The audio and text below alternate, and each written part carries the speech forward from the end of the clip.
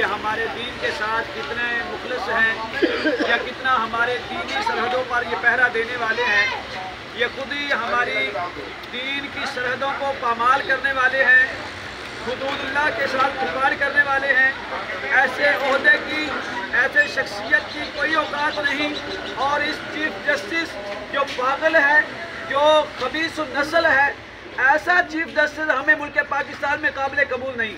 تو لہذا آج ہم ملک پاکستان کے جو ادارے ہیں، جو کرتا دھرتا ہے، ان سے یہ مطالبہ کرتے ہیں کہ اس مسئلے کی نوعیت کو دیکھیں، حساسیت کو دیکھیں، اور اس ملک پاکستان کی جو بنیاد ہے کلمہ لا الہ الا اللہ، اس بنیاد کو دیکھ کر اس کلمے کا ویژن، اس ملک پاکستان کا ویژن جو ہے وہ اسلام کی بنیاد ہے اور اسلام کے نام پر یہ بنا ہے.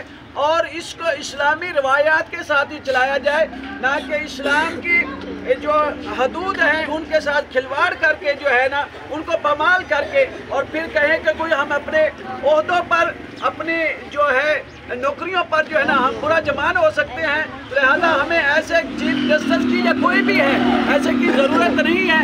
ایسے کے فیصلے ہماری جوتی کی نوک پر ہیں. ہمیں یہ فیصلے قبول نہیں ہیں جو ہمارے ایمانوں کو جو ہے نا یوں بھٹکائیں اور ہمارے ایمانوں کے خلاف ہوں. اللہ تعالیٰ ایسے عہدوں پر یا ایسے عہدوں پر بیٹھ کر فیصلے دینے والوں پر اللہ تعالیٰ اپنا قہر نازل فرمائے. اللہ تعالیٰ ہماری اس چھوٹی سی کاوش کو اپنی بارگاہ میں قبول فرمائے، ہمارے لیے ذریعہ نجات فرمائے، ہمیں قرآن کے ساتھ وابستہ رہنے کی توفیق عطا فرمائے اور قرآن کے دامن کے ساتھ اللہ تعالیٰ معاشر میں ہمارا داخلہ جنت میں فرمائے.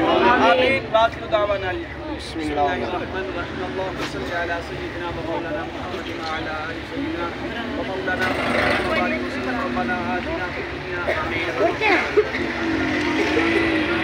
یا رب العالمین.